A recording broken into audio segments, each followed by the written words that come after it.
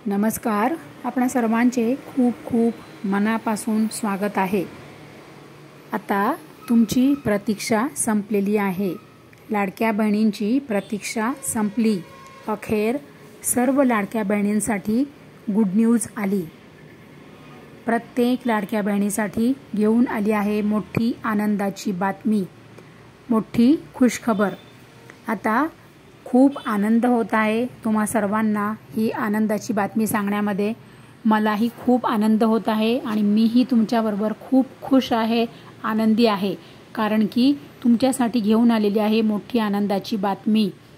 लाडक्या बहिणींची प्रतीक्षा आता जवळजवळ म्हणजे 99.99% संपलेली आहे. तुमची प्रतीक्षा आता संपलेली आहे आणि स्वतः आदितीताई तटकरे ज्या महिला व बालविकास मंत्री आहेत त्या स्वतः लाईव्ह बोलत आहेत. तर तुम्हाला याच व्हिडिओमध्ये मी तुम्हाला तो व्हिडिओसुद्धा लाईव्ह दाखवणार आहे की त्यामध्ये त्या स्वतः लाईव्ह सांगत आहे की तुम्हाला एप्रिलचा हप्ता तर मिळालाच आहे, पण आता मे महिन्याचा हप्तासुद्धा तुम्हाला लवकरच मिळणार आहे. आणि ते कधी मिळणार हे स्वतः आदितीताई तटकरे तुम्हाला लाईव्ह सांगत आहे. तर सर्व लाडक्या बहिणी, तुमची आता प्रतीक्षा संपली. आज 4 जून आला आणि शेवटी 4 जूनला ऑफिशियल अपडेट म्हणजे मी तुम्हाला म्हटलं होतं ना की ऑफिशियल अपडेट आलं की ताबडतोब मी तुमच्यासाठी व्हिडिओ घेऊन येणार. तर आता आपल्या हाती लागलेले आहे ऑफिशियल अपडेट. त्यामध्ये स्वतः महिला व बालविकास मंत्री आदितीताई तटकरे स्वतः सांगत आहे की तुम्हाला मे महिन्याचा हप्ता हा कधी मिळणार आहे ते. आणि तो व्हिडिओ याच व्हिडिओमध्ये मी तुम्हाला शेवटी तो व्हिडिओसुद्धा लाईव्ह दाखवणार आहे. तर लाडक्या बहिणी काळजी करू नका, कारण की भरपूर मोठ्या प्रोसिजर्समध्ये म्हणजे लाडकी बहीण योजना आता ही सुरू आहे. कारण की भरपूर सारे अडथळे, भरपूर साऱ्या समस्या, भरपूर सारे कॉम्प्रोमाइज म्हणजे तडजोड लाडक्या बहिणींसाठी आपल्या महाराष्ट्र सरकारला करावी लागत आहे. तरीसुद्धा महाराष्ट्राचे मुख्यमंत्री आपले देवेंद्रजी फडणवीस साहेब प्रत्येक वेळेला सांगत आहे आणि ते या व्हिडिओमध्ये सुद्धा तुम्हाला मी ते लाईव्ह दाखवत आहे की ते पुन्हा ते कालच ते स्वतः बोलले की लाडकी बहीण योजना आम्ही बंद करणार नाही. उलट लाडक्या बहिणींसाठी बरेच काही अजून नवीन आम्हाला बरेच काही वेगवेगळे त्यांच्यासाठी त्यामधूनच वेगवेगळे असे प्रोजेक्ट आणायचे आहे की जेणेकरून लाडक्या बहिणींना फायदाच होणार, लाभच होणार आणि जेणेकरून त्या त्यांच्या परिवाराला हातभार लावू शकतील आणि वेगवेगळे व्यवसाय करू शकतील. अशा पद्धतीने मुख्यमंत्री साहेब लाडक्या बहिणींसाठी नवीन योजना आणि नवीन तर्क लावत आहे की लाडक्या बहीण योजनेच्या माध्यमातून सर्व लाडक्या बहिणींना, सर्व पात्र लाडक्या बहिणींना काहीतरी आणखीन मोठा हातभार लागेल असे या प्रयत्नात आपले मुख्यमंत्री साहेब श्री देवेंद्रजी फडणवीस साहेब आहेत. त्यामुळे म्हणजे आणि काय होते माहिती का, हे जे चालू आहे ना हे पडताळणी सुरू आहे. दररोज लाडक्या बहीण योजनेमधून पडताळणी सुरू आहे आणि निकषांमध्ये म्हणजे निकष तर आपले लाडक्या बहीण योजनेचे जे आहेत तेच आहे, परंतु छाननी सुरू आहे. ज्या बहिणी निकषाच्या बाहेर आहेत त्या रोज लाडक्या बहीण योजनेमधून बाहेर काढण्यात येत आहे. कारण की इन्कम टॅक्स विभागाकडून सरकारला सुद्धा आता डेटा रोज मिळत आहे आणि जसा त्यांना रोज डेटा मिळत आहे तसं अपात्र बहिणी या लाडकी बहीण योजनेतून बाहेर काढण्यात येत आहे. त्यामुळेच सरकारचा म्हणजे तेवढा पैसा वाचतो ना.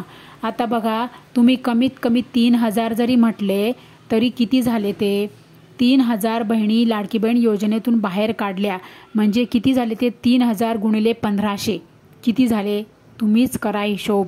म्हणजे तेवढे पैसे सरकारचे वाचले आणि मग तेच पैसे सरकारला ज्या गरीब कुटुंबातील महिला आहेत, ज्या गरजू कुटुंबातील महिला आहेत, ज्या कष्टकरी महिला आहेत की ज्या दिवसभर सकाळी 7 वाजेपासून तर रात्री 10 वाजेपर्यंत त्या काम करत असतात. कोणी धुणं भांडी करतात, तर कोणी शेतकाम करतं, तर कोणी बांधकामच्या ठिकाणी मजुरी करतं, तर कोणी अनेक प्रकारचे कष्ट करतात. मेंढ्या पाळायला जातात, मेंढ्या चारायला जातात, शेतीचे कामं करायला जातात, रोजंदारीच्या कामावर जातात.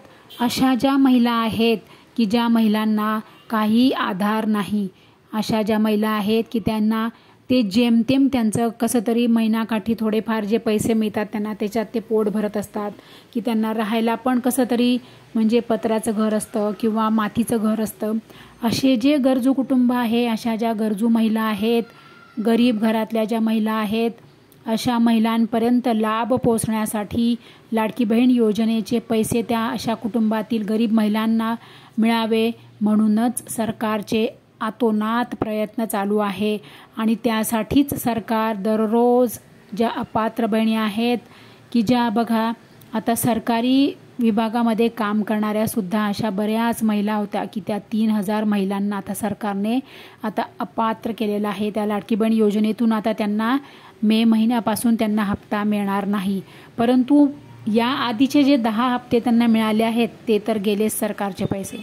आणि आता ते सरकारने जे 10 हप्ते दिलेले आहेत, कोणत्याही अपात्र बहिणी असू देत, सरकारी कर्मचारी म्हणून असू देत किंवा सरकारी विभागामध्ये काम करणारे असू दे किंवा त्यांच्या फॅमिलीमधले कोणी जर समजा टॅक्स भरत असेल, अशा कुटुंबातील महिलांनीसुद्धा लाडकी बहीण योजनेचा लाभ घेतलेला आहे. अशासुद्धा महिला असू देत, अशा सर्व आता अपात्र बहिणी लाडक्या बहीण योजनेतून बाहेर काढण्यात येत आहेत. आणि त्यांनी आधी जे हप्ते घेतलेले आहेत त्यांचे ते जे पैसे त्यांना मिळालेले आहेत ते पैसे तर सरकार काही पुन्हा परत घेणार नाही आहे.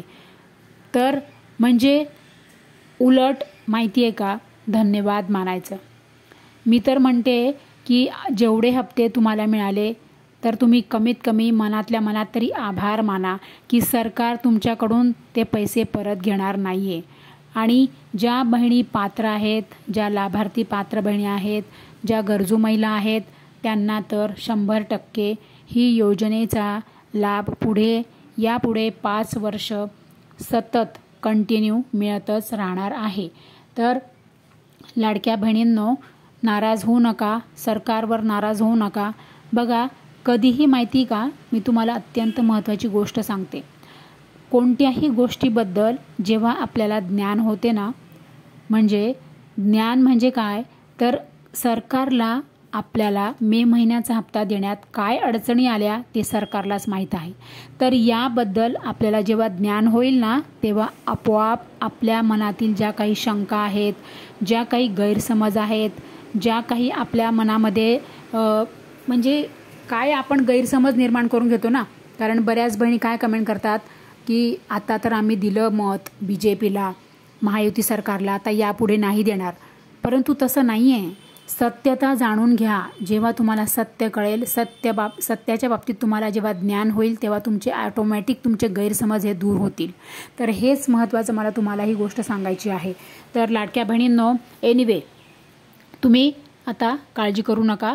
लवकरच तुम्हाला मे महिन्याचा 11वा हप्तासुद्धा तुमच्या बँकेमध्ये DBT होणार आहे. अत्यंत मोठी आनंदाची बातमी मी तुम्हाला दिलेली आहे.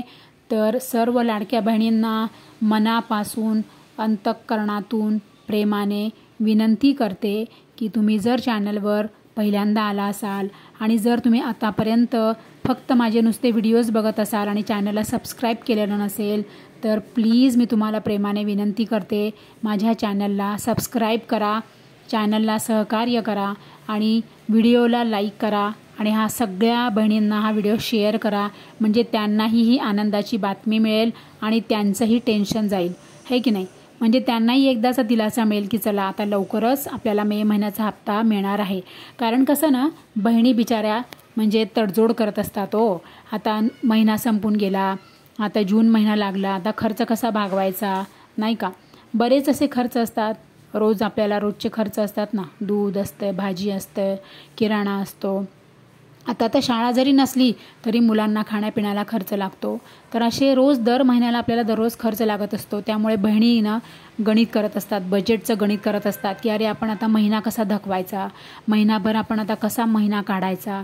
त्यामुळे आता त्या बहिणींनासुद्धा आता दिलासा मिळेल, कारण की त्यांनाही कळेल ना की आता लवकरच मे महिन्याचा हप्ता हा मिळणार आहे. आज लाडकी बहीण योजना आपण योग्य प्रकारे चालवतो आहोत.